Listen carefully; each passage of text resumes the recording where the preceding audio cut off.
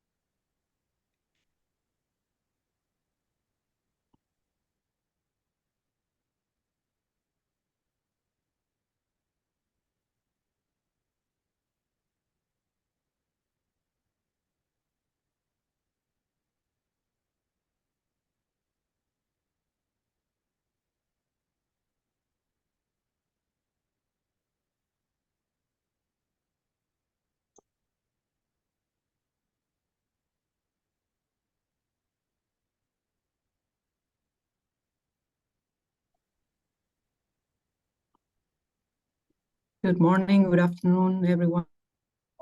We're going to start in a couple of minutes.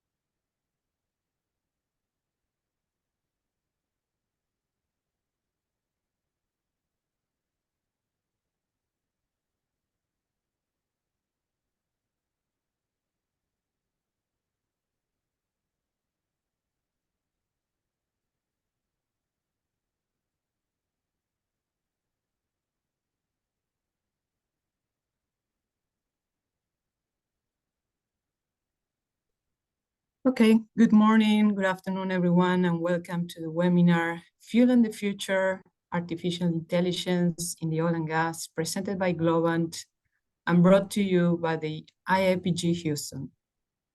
IAPG Houston is an independent, nonprofit organization with more than 10 years presence in the US, with the mission to provide a space for the exchange of relevant scientific, technical, commercial, and regulatory information related to the energy sector of Argentina and its associated markets.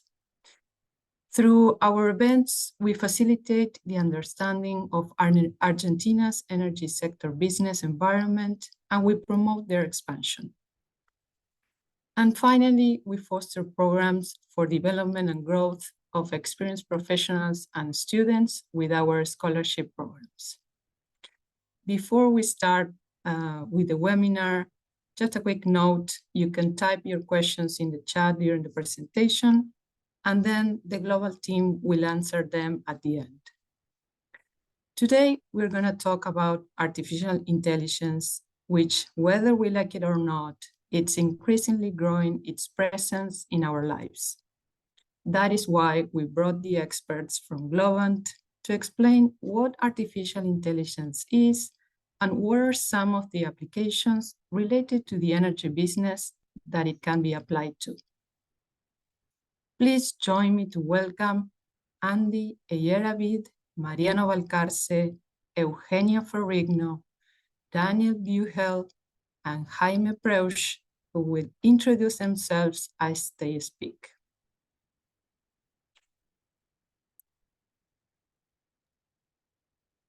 All right, my name is Mariano Valcarce. I'm part of Globant. I'm a strategy consulting lead here at Globant. And Dan, please. Hi, I'm Dan Beekle. I'm based here in New York City, and I'm also a strategy consulting lead here at Globant, and I've been here for 3 years. Andy? Go ahead.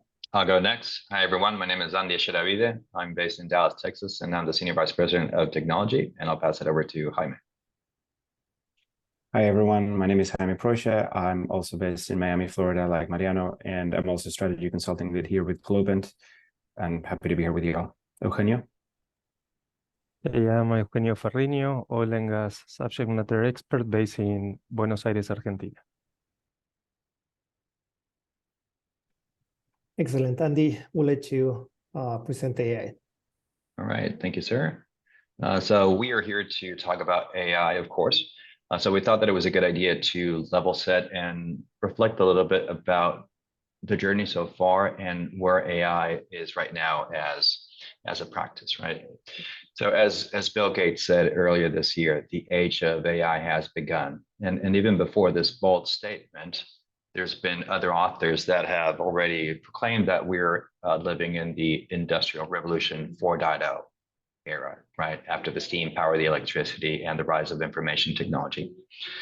Now, what's very interesting is that when you think about it, AI is not new, right? AI has been around for a while, even before I started college, which was a long time ago.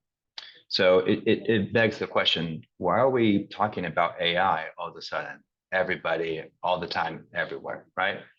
And from our point of view, it's due to three things. Number one, we now have the technology that allows us to harvest and store huge amounts of both structured and unstructured data in batches and in real time. Second, because of the compute, right? There's been a lot of advancements in hardware and processing power. And with the rise of the cloud and the hyperscalers, the AWSs, the GCPs, and the Azures of the world, right? This pretty much limitless compute power is available to companies of all sizes, all industries, anywhere in the world with a pay-as-you-go model, right? And third, of course, because of ChatGPT, right, which essentially broke the internet. Now, jokes aside, it's really not about ChatGPT. ChatGPT is a product, if you will. It's the tip of the iceberg. But the real revolution is happening a couple of levels underwater, which is with the rise of generative AI and more specifically, large language models. If we can go to the next slide.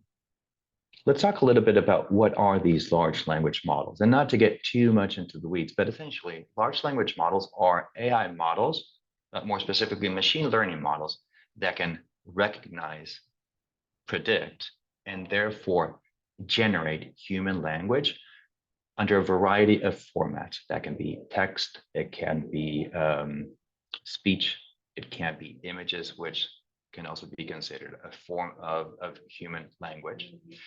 These models have been pre-trained with huge amounts of unstructured and unlabeled data, mainly the internet.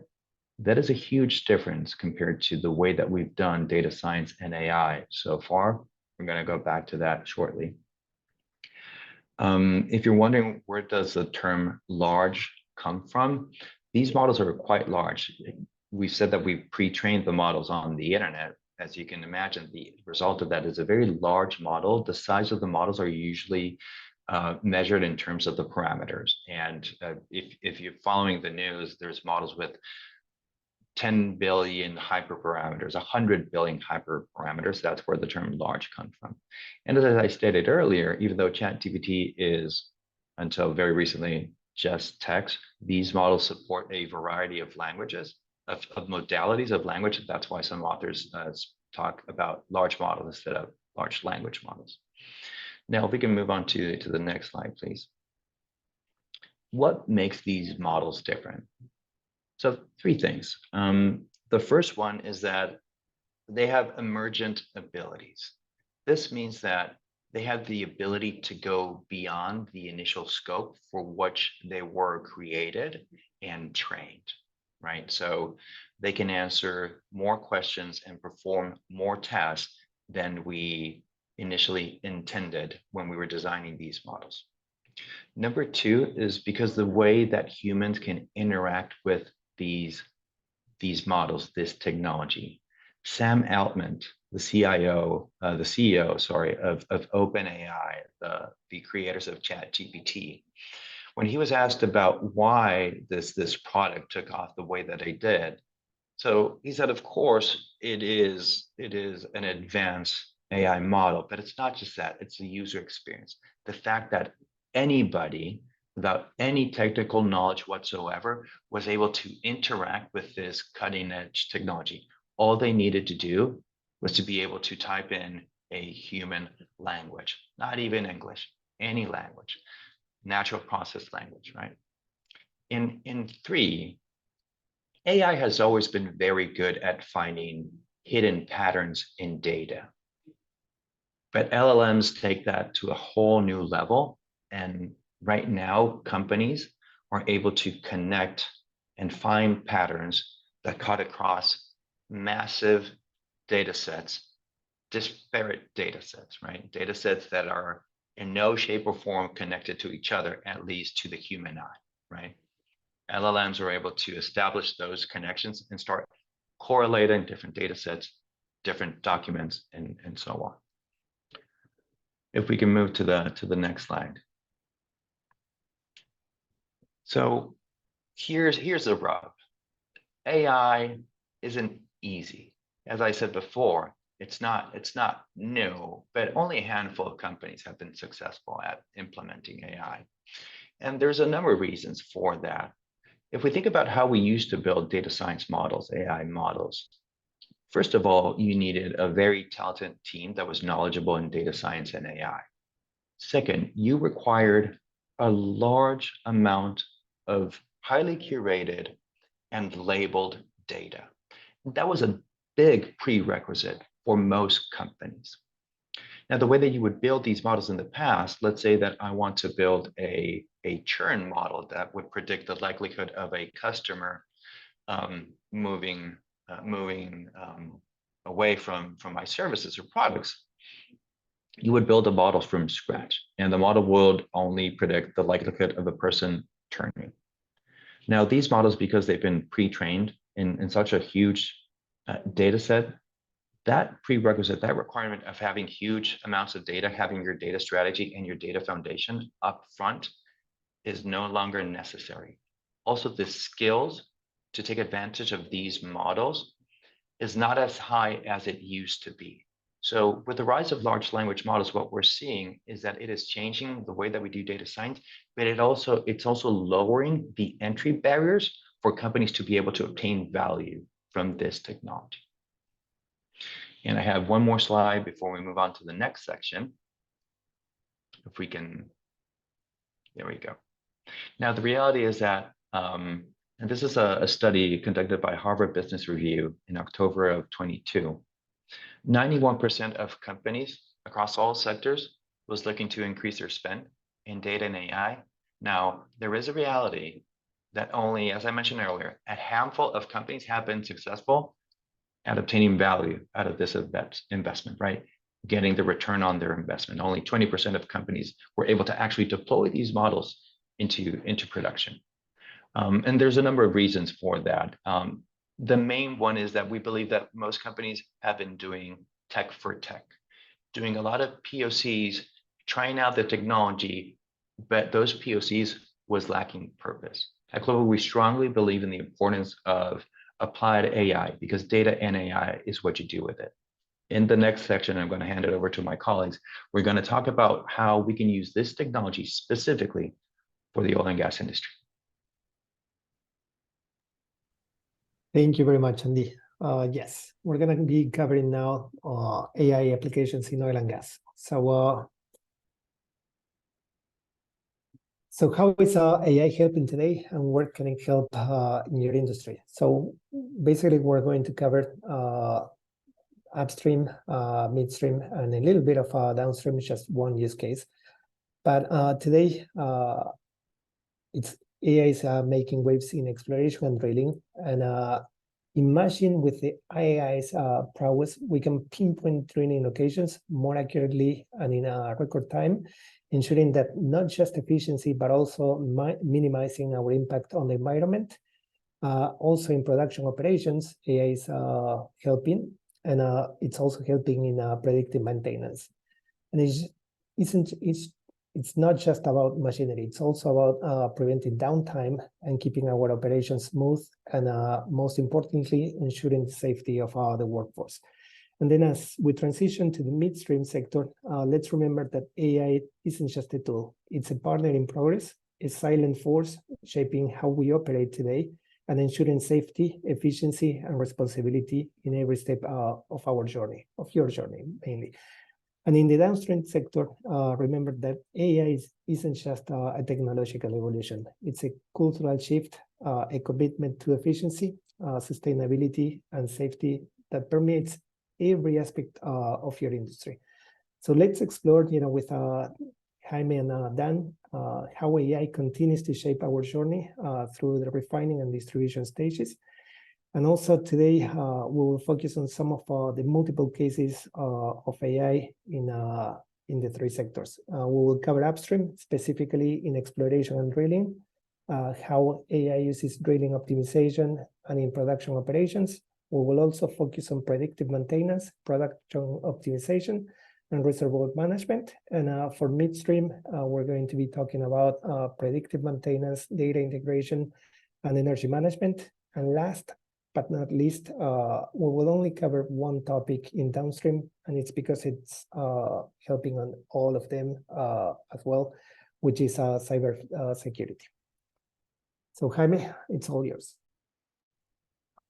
Thank you, Mariano, and hi everyone again. So as we dive into some specific use cases of AI in upstream, you will notice there are some patterns and some themes that are related to the challenges in the applications that will come up repeatedly, and not just through upstream, but also in midstream. This obviously stems from the fact that this is about the application of a specific technology or set of technologies to solving some challenges and getting better business outcomes. So topics such as safety enhancement or large volumes of data analysis, enhanced decision supports, these are some, but a few examples of some of the themes that you will see are recurring. So in upstream today, we're going to cover 4 cases, as Mariano mentioned: drilling optimization, predictive maintenance, production optimization, and reservoir management. And so I'd like to start with drilling optimization, which is what you can see on the screen right now.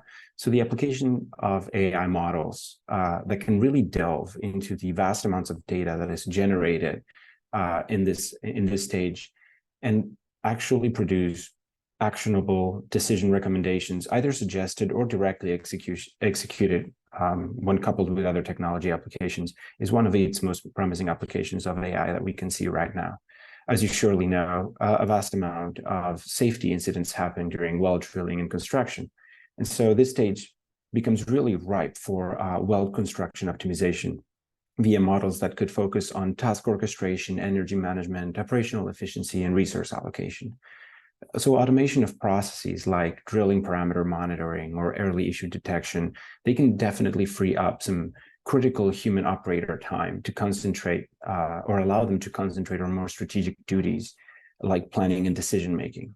And if you build on that, recognizing potential issues via the analysis of drilling data can definitely help avoid delays, interruptions, and the very much dreaded non-productive times, or NPT. So during this stage, AI can be useful to forecast drilling operations, for example, like presence of challenging layers of rock or the time required to drill through a specific area. So this would assist operators in planning the utilization of resources, the logistics required to make it all happen. Algorithms are already being used and are using machine learning to forecast the behavior of drilling fluids and rocks, and this can help decrease mishaps and improve drilling effectiveness. Another thing that AI can significantly do is increase drilling efficacy and efficiency, resulting ultimately in lower costs, better safety, higher productivity, and reduced carbon footprint. All of these are essential for achieving business outcomes. That is what our companies and what your companies definitely care about: better economic outcomes, and then obviously a better kind of social contract, if you will. So it can also be used, and I would like to go on. This is the last on drilling optimization that I'll cover right now. Is AI can also be used for operator training purposes. So the application of AI, but also coupled with augmented reality and virtual reality capabilities, this can really help also increase safety, but enhance as well decision making via the training of operators through very realistic immersive experiences. So I'm going kind of fast, but I really want us to be able to go through some of these and then have more time to Q&A at the end. If you could go to the next slide, Mariana. So moving on to predictive maintenance and really also just operation and maintenance optimization. This is a critical part of the operation, obviously. And so many applications that we just covered are relevant in this stage as well, like early issue detection. But here, let's think about, sensor data analysis or the scouring through those enormous amounts of historical data that when fed to a machine learning or AI, a machine learning model, can really enhance operations and safety. Later on in the webinar, another of your Globant co-hosts, Eugenio Ferriño, is actually going to go into an example of how Globant is actually helping a company, an oil and gas company in Argentina with crew management in OEM. So I'm not going to go into a lot of detail right now. I do want to, however, share two examples, real life examples about Chevron and BP. So Chevron is using AI to predict failure of critical electrical submersible pumps, ESPs, to lift oil in its wells. And so by using AI to predict these ESP failures, Chevron is avoiding downtime and production losses. In the case of BP, they are using AI to predict the failure of compressors in its gas processing facilities. And so by allowing this, failure prediction, then what they're avoiding is, gas production and supply disruptions. So clearly, this is not just a hype, but this is something that some companies are already doing, and we would love to see more companies do. So going on to production optimization, I would like to focus on some of the relevant aspects here and some of the challenges, and obviously analyzing reservoir data and operational decision automation, including well parameter adjustments, but not just limited to that, and then optimization models. AI can definitely assist via the integration of subsurface in production system information and also leveraging digital twin technologies. And we're going to cover a little bit about this. This has very promising applications to the industry. So let's take reservoir data, right? So an AI model, and as Andy was mentioning before, with this very large, why we call them like large language model, but with this ability to just analyze, tens and hundreds of billions of parameters. So an AI model analyzing reservoir data like well logs or seismic data, production data, historical data, and current data real time, then it can actually identify patterns and trends that indicate the optimization potential. And for example, let us figure out some areas of reservoir that are undrained and that we should focus on, and so on. As we talked about, adjusting well parameters is one of the things that could be done via AI models. So enhancing or really knowing how to adjust choke settings and injection rates and pump speeds in real time to optimize production rates, right? So let's avoid the pitfalls of like always going for maximization, but actually let's make sure that we are producing at the optimal rate to ensure the longevity of the reservoir and avoid early reservoir depletion. And then another use case is the development of these optimization models, right? So to predict the difference that all of these well parameters and production rates can have on production, like on the impact on production. So yes, we know that models have been used for some time, but AI can then definitely significantly enhance the amount of data and variables that are taken into account, and perhaps more importantly, by adding machine learning, as Andy was also saying, right? These language models and these AI models can actually exceed whatever we actually trained them for at the beginning and start identifying patterns that are well beyond what we could identify on our own. This also helps identifying the optimal settings for each well and increase the overall output of the whole field. One of the key things in this particular area is that this is also an area where it is ripe for collaboration between companies that have wells in the same production area and field. So this could translate into improved production, environmental and economic outcomes for all players, as opposed to just one particular well. If we could go to the next slide, Mariano. And so going into reservoir management, and with this, I'll close this section of AI applications to upstream.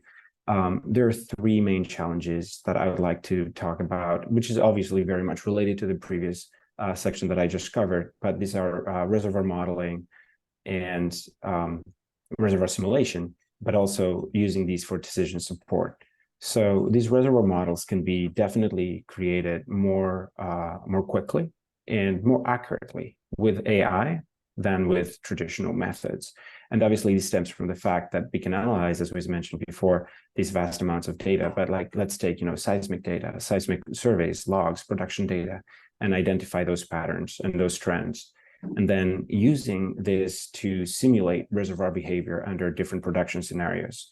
This in turn helps operators make better production decisions, right? And minimize risks and maximize recovery. So this is all something that we are already doing in the industry, but then when you apply the AI models, then we have this massive boost to our decision support. And so data management becomes crucial in this area. Something that we can definitely and do help companies with is the whole data management for these models, whether it's structuring or not, and big data management, integration of data workflows and uses from subsurface and other critical systems. So I'd like to go into some examples here of how AI is being used in reservoir management and production optimization by some companies. So ExxonMobil, again, is now using AI to optimize its production rates in its Permian Basin operations. So using AI to analyze the reservoir data and adjusting the well parameters in real time. This is allowing Exxon, and it's reported, an increase in production rate of 5%. Very, very critical. Another use case, Chevron's in this case, is using AI and digital twins, and coupling these two technologies to optimize production rates in its Wheatstone LNG project in Australia. And so, using these models to develop these optimization models, Chevron has reported an increase in production rates of up to 10% in this particular case. Schlumberger specifically is offering also any number of AI-powered solutions for production optimization, specifically this one called Delphi, with which they are using for enhanced oil recovery and the most effective EOR strategies. And then last but not least, AI, again, is also being used to train personnel on reservoir management. And AI really can be used for training on any of these four cases that I just covered. But an example here is Petrolink, which is offering a training platform that is using AI to simulate reservoir behavior, and thus allowing trainees to learn how to make those better decisions based on the different production strategies under different scenarios. So I just covered a lot, and hopefully this will spur action, but also spur questions and thoughts, and happy to cover those later at time. And then I will now pass it on to Dan to talk about midstream and cybersecurity. Thank you. Thank you, Jaime. If we go to the next slide, predictive maintenance was covered in pretty good detail there. We'll allude back to it in a couple of themes, but I really wanted to focus first on the data and analytics on the midstream. And really, at its core, AI is intended to be a guide for how to better use data and how to make analytics more actionable within the firm, but also outside of the firm. So a lot of the initial feelings on how businesses operated was using internal data and business intelligence to optimize decision-making within the firm. What AI allows is the culmination both of internal data as well as external data to understand the market forces and to better predict the ROI of various engagements for the firm. Well, as this relates specifically to oil and gas, the trends that we're really seeing are within midstream around the transportation, storage, and wholesale marketing aspects of the business. And with a lot of those, we really see the biggest opportunity for firms in the pipeline monitoring, storage optimization, and transportation logistics side of the business. Really what we're seeing, the impacts that AI has been having in these are extensively reduced operational risk, but also reduced operational cost and return on incremental investment from various engagements that the firm is taking on. Really the way that this works from a best practice standpoint within the industry is identifying and matching this data from various sources, both internal and external. What AI then allows is the cleaning and transforming that data, which once could take years, into nearly an instantaneous process, in that it's more of the planning of what are the ROIs and key metrics that you want to be looking at. And then with the help of solutions like generative AI, that's very easily able to be done within more of a weeks process in planning, and then instantaneously from then on. Then it's really on the business leadership to analyze that data and start to identify patterns and trends to make better business decisions within the midstream segment. Where to make this in a more tangible realm is what we're really seeing is specifically for pipeline monitoring, is that companies, specifically ones with extensive pipeline networks, are able to prevent leakage. They're able to reduce any risk of failures, and that impacts obviously significantly from the cost standpoint, which actually helps valuation side of things just because of the reduced business risk, but it also averts a lot of environmental damage side of the business. So as we look at this from a P&L standpoint, there are several different areas of the organization that can take on initiatives like this, and the impacts are actually pretty broad as it comes to that. The other side of things more broadly within the data management and analytics is that depending upon the digital infrastructure that's in place today at the firm, this is able to be more of a plug and play type solution with quick wins and basically a brand new type of way that the organization can function, given that they can make not only database decisions, but accurate database decisions. In the past, like I had mentioned, is within the business intelligence of the firm, that can be very accurate information, but it's always looking historically, and oftentimes it's not the full picture. So being able to take in a lot of the market research as well as the forecasting models that AI allows for takes what was once a business planning exercise that may be 15 to 20% accurate, but directionally correct, into something that can be much more rooted in return on investment. The last one, if we actually go to the next slide as well, please. Thanks.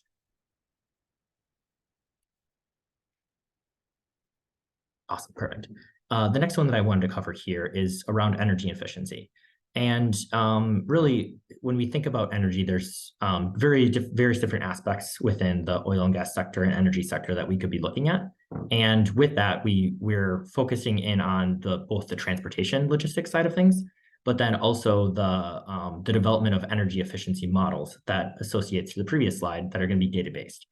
Really, in the end, is the North Star that any energy or oil and gas firm would like to do within this is start to automate the energy management tasks and allow for both the steady stream of resource needs that are there, but also being able to put the resources in places that they're best utilized.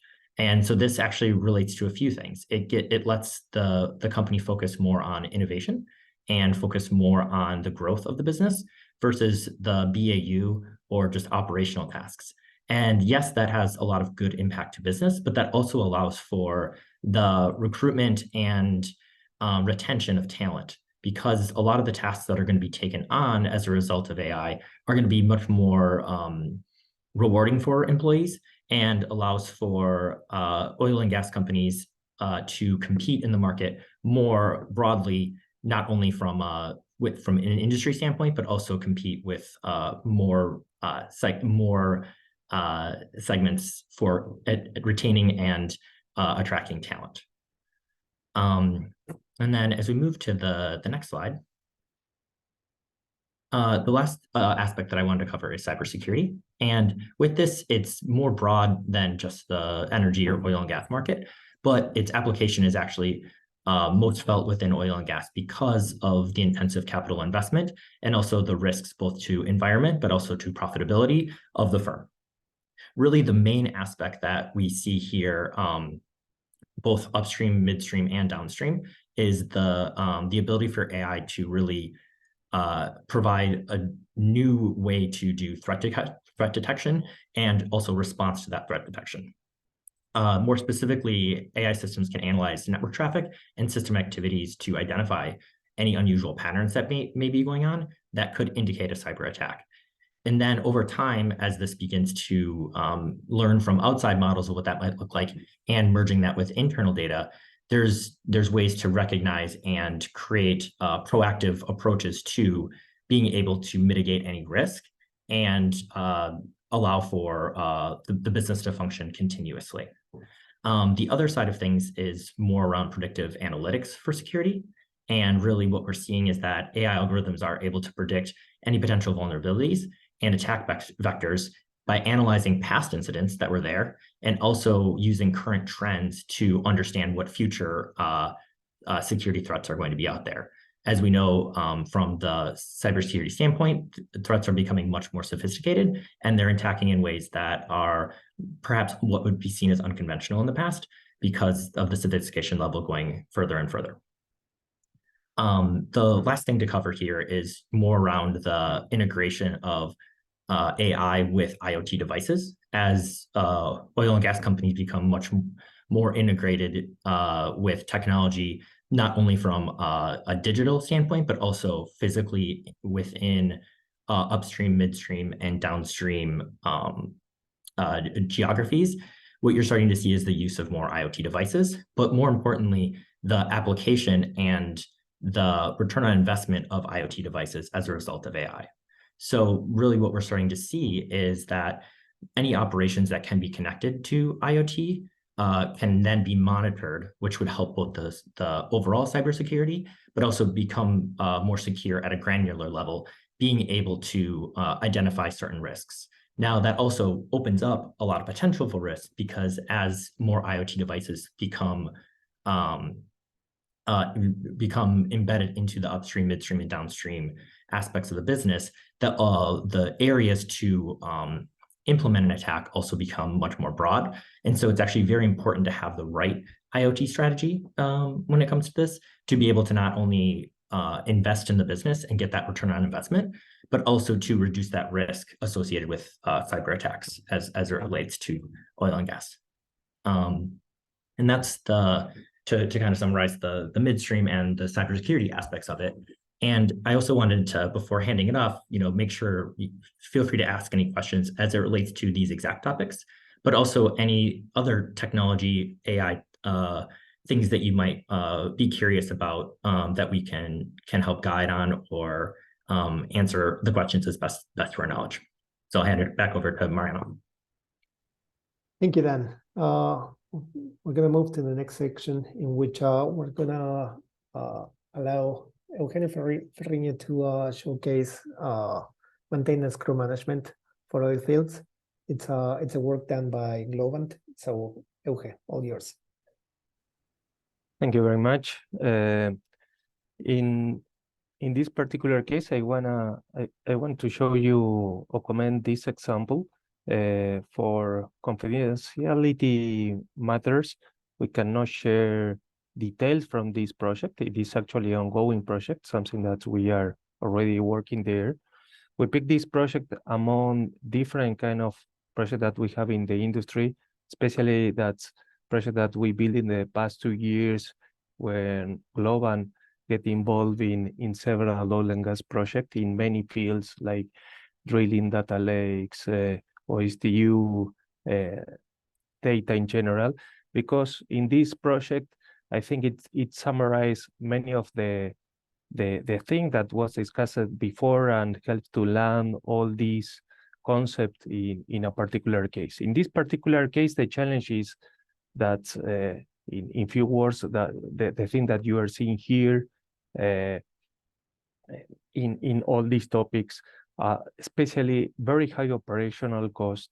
In this particular case, the goal was trying to reduce the OPEX due to operations, the crew operation in maintenance in around 30 to 40%, then the price it is very, very big.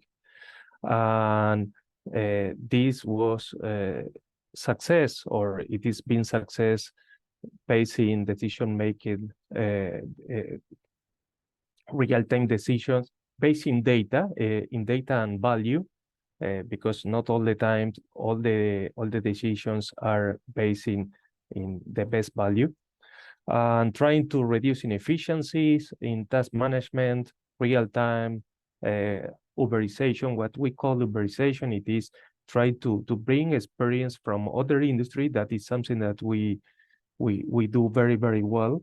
That means bringing, we call cross-pollination. That means trying to learn from other industries or things that are well done in other industries, and try to bring to this industry, in this particular case, trying to bring experience like Uberization in other markets to crew maintenance. And of course, improving safety and carbon saving, because inefficiency in the oil fields management, it is not just a question of money, it is also in the carbon footprint and safety. Every mile that you reduce to send people to the field, it is less risk and less carbon contamination. And of course, also the better decision in terms of maintenance. Please go ahead. Next one. And the opportunity in this case, we focus in two projects. One was more about safety and try to monitor all the crews and teams in the field, and the other was very focused in maintenance crew management. That means that try to reduce, especially reduce the operational cost, improve efficiencies through real-time monitoring. That means that in the past, or like almost every company operates today, it is all the companies make a very good maintenance plans. Those plans are spread among the crews, and then at the end of the day, the company receive the reports and the parts or the maintenance ticket, and try to understand how accurate or how well they accomplish the plan, and then through continuous improvement, try to improve the maintenance. That was the standard way that normally we operate today. The challenge here was trying to make all the decisions in real time. Real-time decisions, it is a game changing, like the same thing that you see in any organization business, when you move from planning and a reactive decision to real-time decision. And this also brings them tools for improving the multi-contract and all the contracts management. That means also to rethink the contract that they have with them. It is a opportunity that is bringing over the table, and digitalize and improve all the task management. And here is where real-time games, artificial intelligence games, because you cannot, you have two opportunities over the table. One is to improve the planning task for all the crews in the starting of the day, and also the real-time improvement based in artificial intelligence. Actually, this last topic is the one that we are working right now. Please, the next one. Here, and in any artificial intelligence project, the first thing that you need to do, and this is something that we did and we are working there, it is try to consolidate different system and data sources, because in many cases you have different workflows and system where maybe you are making good decision if you see each workflow itself. But when you approach in a holistic way, you can do better better decision, breaking silos, and trying to understand the end-to-end opportunities. And that was that we did in the first time. That was trying to consolidate in just one layer everything from the ERP that was the plan, and then the service system that creates the daily task, and then consolidate that with another system that monitor all the trucks and the crews, and also one app that allow them to real time load all the tickets in the cases that they have connectivity. We consolidate all these systems, all these sorts of information. There are another sources that could be incorporated in this particular project. We pick those ones. And once we have everything in just one platform, we can build the digital twin. And on top of that digital twin, start playing with artificial intelligence to gaining the benefit that we commented before. Next one. This is how the digital twin looks like. The first layer, it is trying to see everything in a map. Again, as a first look, you understand why we talk about Uberization. When you can geolocalize all the crews and connect this with the planning maintenance task, you can start improving all the tasks, and also realizing in a very early stage where you have any deviation from the plan, and then make some decisions. For instance, everybody knows the challenge that are behind the permits of work. Sometimes you have a crew waiting for somebody else that authorize them for start working, and for some reason that person it is not available, because as you know, in an oil field, the people don't work alone. It is all connected, and you have a lot of interaction among the crews and among the operator. And the ability for having a layer, in this case, a digital twin, where you can see all the crews together and try to gain the improvements through an artificial intelligence, there is where this 30 to 40% in efficiency is. Please, next one. In the next one, you are going to see several screens, because the maps, it is just one example, but then you can dig in and see crew by crew what was the plan, what is next, and trying to help the system to automatically make decision on the fly to correct this inefficiency, and be sure that all the time you have making the best decision for every case, not for the average, for this particular case, that bring you more value for the company. The value at the end of the day, it is more barrels in your tank, it is more gas in the pipeline, and also, of course, it is less accident, less risk, less carbon footprint, efficiency in the entire meaning. Last one. And this is where artificial intelligence is impacted in this project. It's impacting the planning. That means in the general plan that you have. And here it is not because you can only make a better plan. It is also because you can learn from, once you understand day by day, minute by minute, what's happened with the crews, where the problems are, you can build in a look back what changes you can make in your planning, not based in the standard times, based in the real results. And also you can create, based in artificial intelligence, better programs. This is not a plan, this is a decision about what you are going to do today and tomorrow. You can do that based in artificial intelligence. And as I commented before, you can make, based in artificial intelligence, what is the best decision right here, right now, with the resources, with the weather, with this particular condition that happened today. That is something that it is running all time, real time.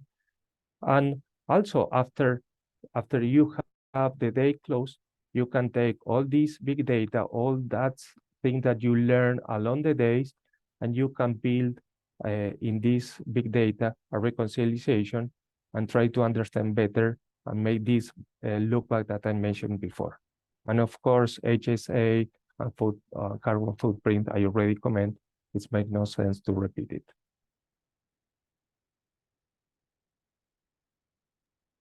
Amazing. Thank you, Eugenia. Andy, I don't know if you want to take this or you want me. The next. No, please go ahead. You can close it. Right. Excellent. So we're gonna briefly talk about Globant, and we're a company.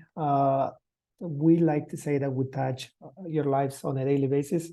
We have clients worldwide. We have a large footprint with 27,000 employees around the world. And we have clients such as Disney. That's the first example in which we have been working with them in different projects.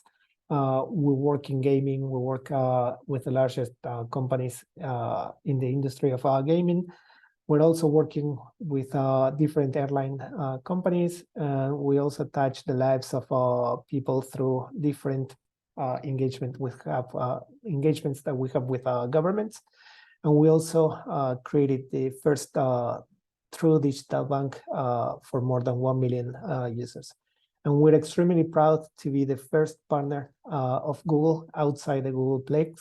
That was one of the very first things that we've done as a company. And the other thing is, we have an extraordinary journey of a massively scaled 20-year journey, born in the vibrant landscape of Argentina. And we rapidly expand our influence across Latin America, Europe, and Asia. And our unique professional services model, which is organized in studios, we call studios our centers for excellence, is the backbone of our dynamic growth. It is at the heart of our way of working, innovation, and we embrace that through Globant X. We have also the way we think is that we not only create cutting-edge products for ourselves and for our clients, but we also develop accelerators through Globant X.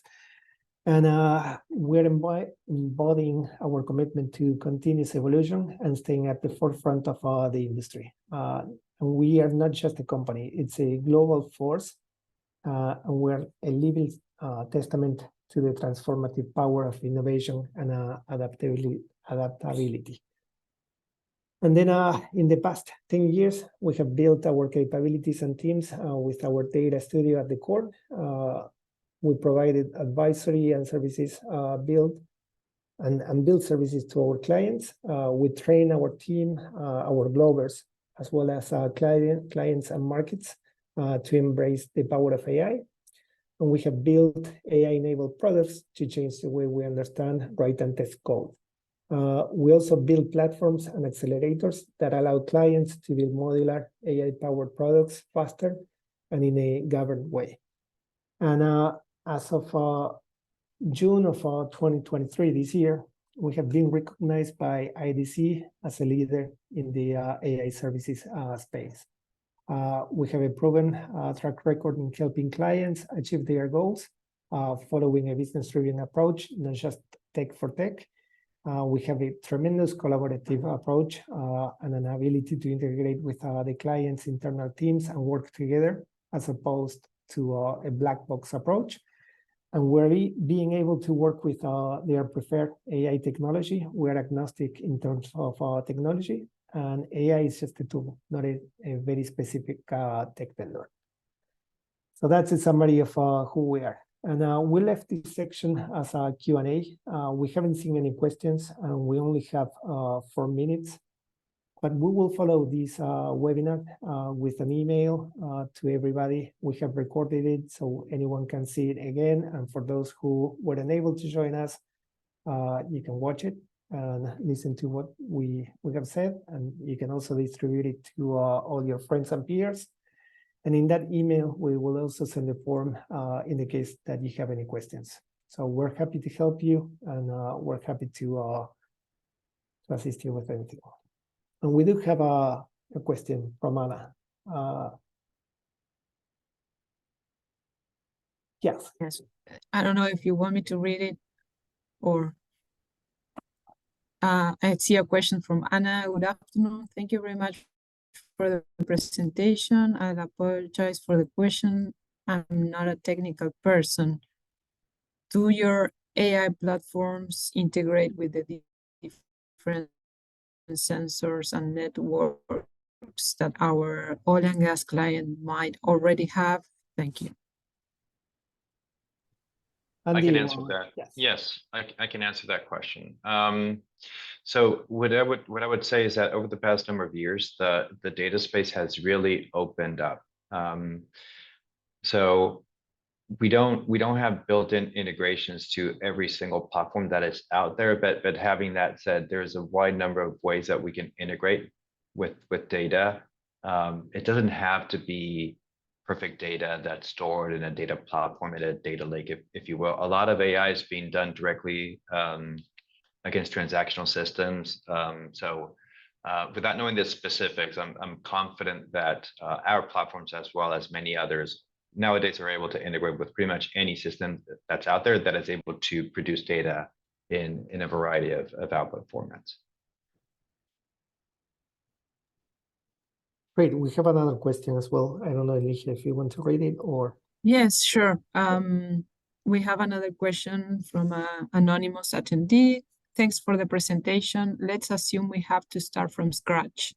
What are the main steps?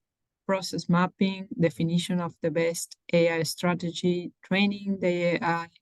What is the most demanding steps and estimation of CapEx for this range? I know it varies a lot. Yeah, my advice would be, first you need to lay out the different use cases, right, that they're going after. And at that point in time, what we do is what we call an effort matrix. Essentially, we quantify what is the business value of the use case, what is the size of the prize, and at the same time, we correlate that against the technical feasibility, how difficult it is to implement it based on where we are as a company. You lay out all the different use cases, and we try to identify what are those quick wins that will allow us to prove the value of AI and build momentum before we go after those quick bets. So I would say that yes, it's laying out an AI strategy, understanding first what you're trying to accomplish with AI. And I think that it's very important to bring everybody on the same page, making sure that both the business and your IT department are both in sync about what is it that we're trying to solve for and what success looks like. Thank you, Andy. I see another question from Federico. Strategy to implement AI, is it always digital twin? I would like to take this. First of all, we need to discuss what a digital twin is, because there are a lot of different point of view regarding this. A lot of people, or a lot of consensus are around digital twin. It is something that represents some real process. Then you can analyze that in real time. You can go to the past, or you can predict the future, because you have that ability. You modulate a twin from something physical. When I mention physical, it is in the two different dimensions. I mean, everything regarding the process and the physics, and also everything regarding the reality. A video game is, in some way, it is a digital twin. That's why I believe there are a lot of opportunity to bring, as I mentioned before, cross-pollination from one industry to another. And actually, we did it. Then, if you want to build an artificial intelligence for a very complex project, yes, you need a digital twin. And a digital twin can bring many different artificial intelligence solutions for improving in many different things, since logistic, through some industrial process. But it is not always. For instance, let's talk about drilling process in a well construction. Maybe you are very concerned for some reason to detect, to having an early kick detection. That is something that it is concerns a lot of people. It concerns me, no? Try to avoid the kick detection. And then you don't need to create a total a complete digital twin from the drilling process, the rig, you don't need a digital rock. You don't need to create an entire digital twin. You need to only collect the data for the drilling process and try to create a model that allow you to predict that particular case.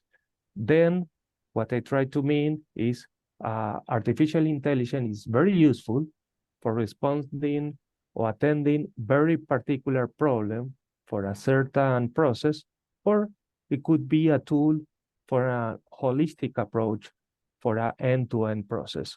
Both things are areas where artificial intelligence are bringing value to this industry.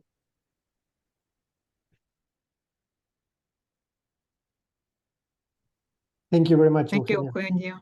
Yeah, and thanks to all the global team. I think we are at the top of the hour. We don't have any more questions, but we are going to send the recording of this webinar. We are going to send a form with more questions if you have further questions for the global team. So we want to thank everyone and see you next one. Thank you, everyone. Thank you, everyone.